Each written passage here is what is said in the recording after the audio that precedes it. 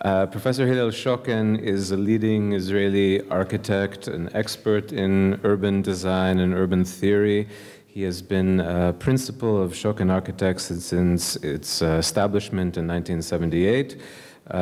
He is a retired associate professor of architecture at the Azrieli School of Architecture at Tel Aviv University, where he also served as its director.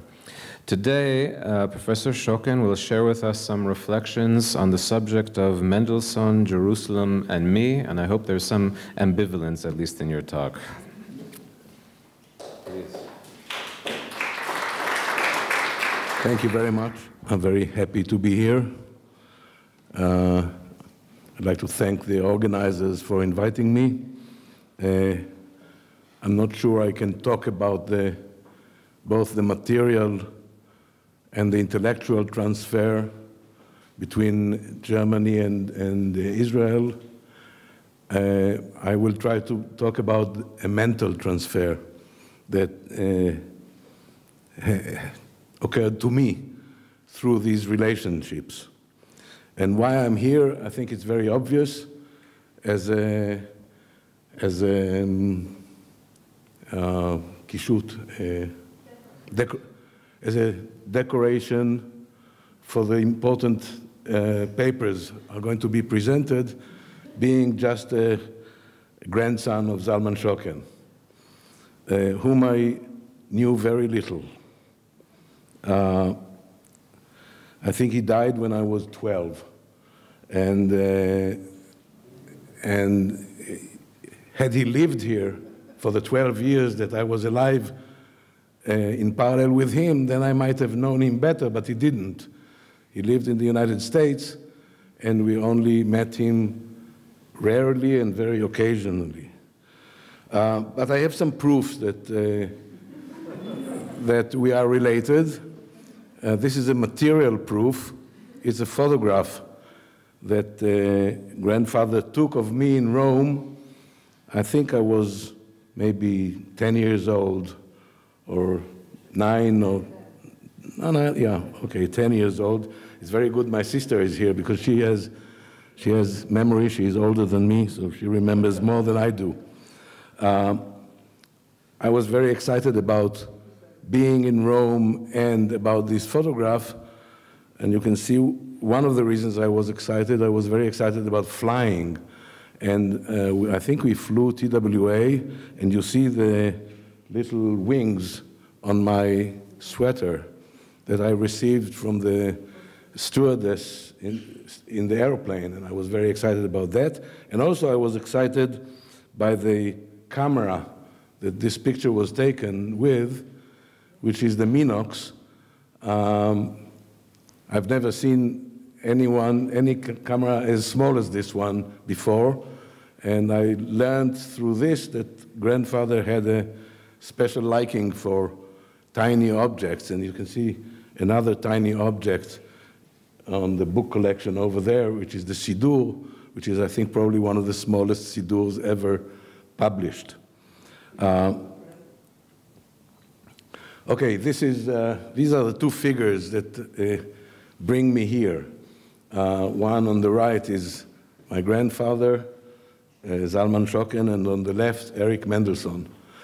And I can say that although we were brought up in a family that didn't direct us, at least didn't direct me, to a certain direction, and going and becoming an architect was not a natural direction. I think I surprised my father when I announced to him that after completing my studies in industrial engineering and management at the Technion in Haifa, I told him I'm going to study architecture. He was surprised, but he didn't say anything except for the fact that he had an uncle who was a builder in many ways, Shimon Schocken, with whom he also established the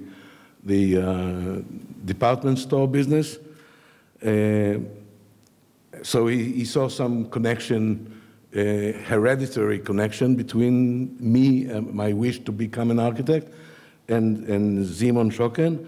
And the other one, he told me, there's not much money in architecture, which I think it proved to be true. And also, I think maybe he knew something about the relationships between Mendelsohn and his father, of which you talked, and the conflicts between them. Another memory I have of my grandfather has to do with this book. On one of my grandfather's visits to Israel, we went to visit him for tea in the lobby of the Sharon Hotel in Herzliya, where he used to stay. And my father took with him a book he just published at the Schocken publishing house, which is this book, Diokna Shel Moledet, an image of homeland. It's an album of photographs by a very good photographer, Benno Rothenberg. And I remember my grandfather looking at the cover of this book.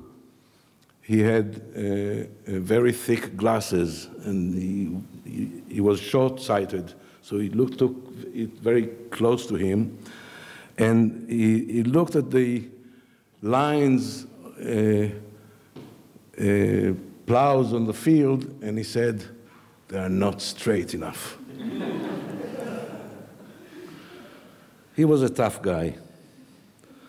Okay. Oh, I'm going back, sorry.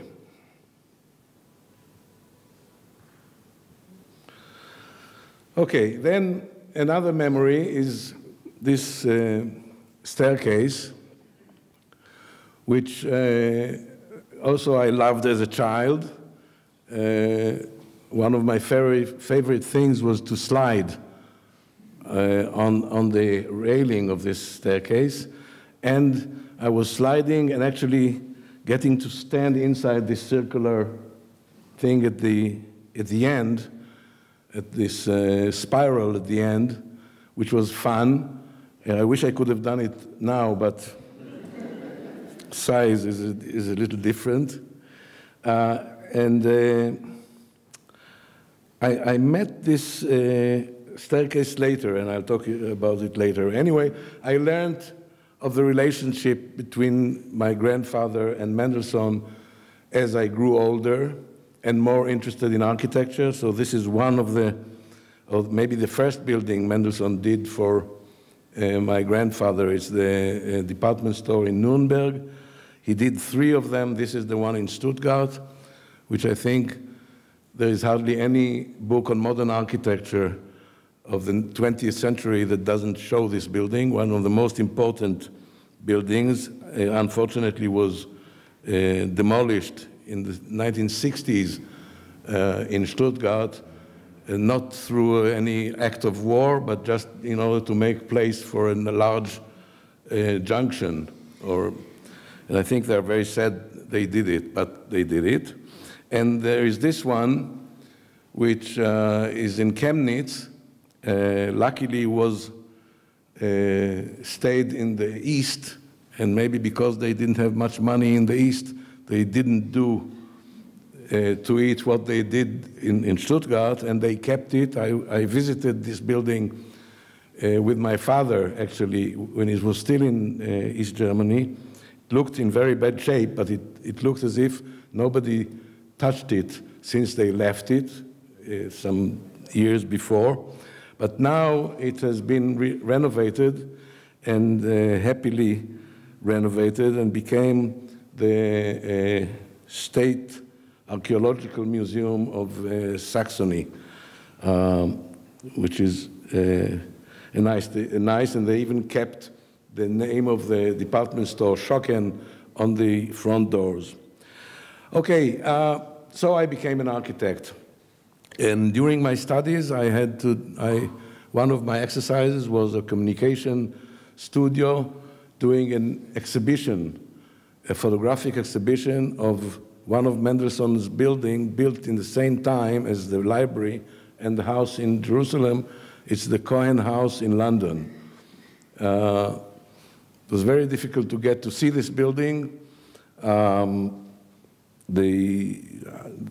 had to set a date very much in advance, and in London, as you know, very difficult to know what the weather will be like. So the weather was lousy, but still I had to do it the same day. So I took photographs of the building and managed somehow to secure some of them with enough light. Here you see two images of the staircase. The one on the left is the staircase here in the library, and the one on the right, I was very happy to meet in London. The same detail, the same handwriting. So this is the staircase in the Cohen House in London. These are parts of the exhibition, photographic exhibition that I took the photographs and also printed the prints, which was not very easy because the light was not as bright as it seems. Okay, this is the house. There is this feature that has become a sort of a signature of Erich Mendelsohn and almost appears in most of his buildings, this semicircular element that comes out of the elevation. You can see this bay window behind me, which is now behind the screen, but also in the sketches, you see that he had thought about the balcony of my grandparents' bedroom in the house, in the villa. He had played with the idea it's working, yeah, with the idea to have it square, but in the end did it semicircular. It's still there. So I became an architect and had to start my own office. And if you think about the mental connection, we had to design a logo. And I had in mind, I told my designer that I have a logo that I like very much, that I showed him to use as an influence, which is this logo of the see this here and on this building here, of the Schocken business in Germany. And so he did that logo for us, so we kept some visual connection. And also, I think partly for the reason that I was asked to talk in this lecture, I was also asked by the Weizmann Institute to renovate Weizmann's villa in Rechavia, which was a very interesting job for me, because it's one of the buildings that kept me a little away from Mendelsohn because I didn't like the building. It's a very famous building. It's it looks nice, but it has some, I think, functional problems that later on I think I understood their origin. If Mendelsohn had a tough life with my grandfather here, he had a tougher life with Weizmann, and especially with his wife. And it was very difficult for him to arrive at a plan. And I think the house has some very strange features. Like, just to give you an example, you have there are two main rooms in the house. It's the library and the living room. Both have small doors that lead to them from a main hall. Opposite those two doors, there are also two identical doors. One is leading to the cloakroom, and the other one is leading to the kitchen. So the balance between these entrances seemed to me very strange always. And the other thing, again, Mendelsohn has the favorite feature that he loved, the staircase. And the staircase is the most important element of the architectural element of the Weizmann villa.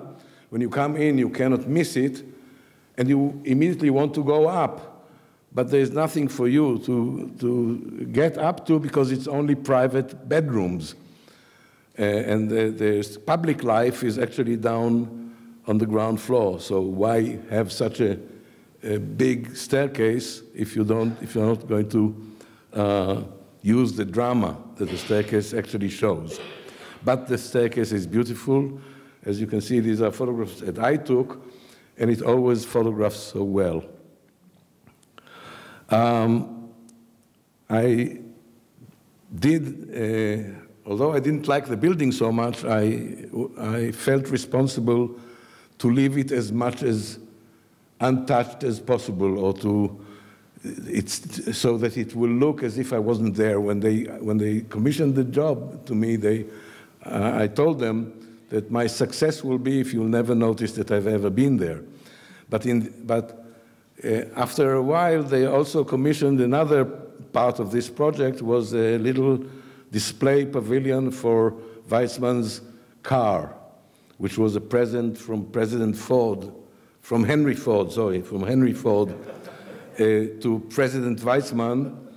And it was renovated to working condition, and then they didn't know what to do with it at the Weizmann Institute, so decided to build a little display pavilion. So I had a dilemma of putting a new building next to the Mendelsohn building, trying to make it show itself enough, but also inconspicuous. So you will judge if I managed to do it, but I think at least the semicircular element that Mendelsohn loved so much is apparent here too. And here you can see a glimpse of these two together, and I think the building looks a little bit more like the trees around the house than a building. So I felt quite happy with this. Last few words about Mendelsohn in Jerusalem. When Mendelsohn came to Jerusalem, this is a photograph of the buildings he did for my grandfather. That was the library, and this is the villa. He also did the headquarters for the Anglo-Palestine Bank in Jaffa Road, which is now the headquarters, the Bank Leumi. And he did the Hadassah Hospital on Mount Scopus. And he worked here for a very short period of time, basically. And the kind of architecture he saw here was this kind of architecture, made of stone in a very traditional manner, with openings, mostly with arches. Arches were used as a technical means to support the stones above the opening. This is a traditional stonework. So he saw this kind of work. He also saw very fine stonework done by the British. This is an example from the war memorial on Mount Scopus for soldiers killed in the First World War. And this is the next door building to the Anglo-Palestine building. It's the headquarters of the post office, the main post office of Jerusalem. All built in a very traditional way, beautifully built, wonderful work of stone. These are these examples. And these are the examples that Mendelsohn had in front of him. And he never did anything in Europe with stone like that.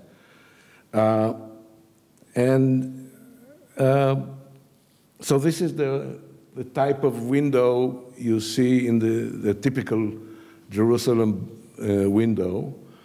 The nice thing about this, and I only learned it when I started to design buildings in Jerusalem, is that one stone like this, which is the stone that gets into the opening, costs as much as a 1 square meter of a stone on the wall. Okay, so it's quite expensive to have all these cornerstones.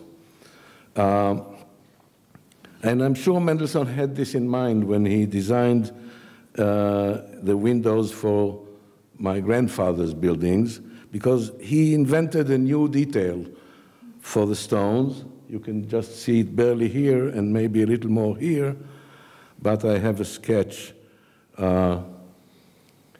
Instead of having 5 cornerstones on each side, he took 2 long pieces of stone, which probably cost as much as 1 cornerstone, and then made the corner with this. So he saved a lot of money, but also made a new detail for a window. And if you worked as an architect designing buildings in Jerusalem and trying to do it right, then stone details are really important. Then you would imagine that having invented a new detail, he will use it in other buildings, but not Mendelsohn. So the next building is the bank. Here he had a different window, even cheaper. This has a precast element for the surrounding the window to end the corner of the wall entering the window. And then again, the stone just comes to those precast elements. So again, another invention, I think in a period of 4 years maybe. Then he did the Hadassah Hospital, and here he had a different idea. This time the stones are not horizontal, but actually laid vertically. They are much larger because they are not real stones, they are just flat facing stones. So he wanted to actually emphasize that. So instead of putting them in horizontal layers, one stone on top of the other, he shows by doing it vertically that they are not structural. And the stone detail then looks like that. So you see that in a very short period of time, he actually researched these that seem maybe unimportant details, but for someone who actually works with buildings and in Jerusalem, this is a real effort. Now, I played my own homage to Mendelsohn. This is a photograph of the Science Museum here in Jerusalem, which we designed some years ago. And you can see here, one homage is this semicircular terrace. And another homage is, you see also here some semicircular elements that remind me of him, but also this window detail. This time it's a steel beam that takes the corner of the wall, but does the same thing as Mendelsohn did in the windows of the library. So there was some influence, I might say, which I'm very proud of and very happy with. So this is a window and a door using that same detail. And with this, I'll end. Thank you very much.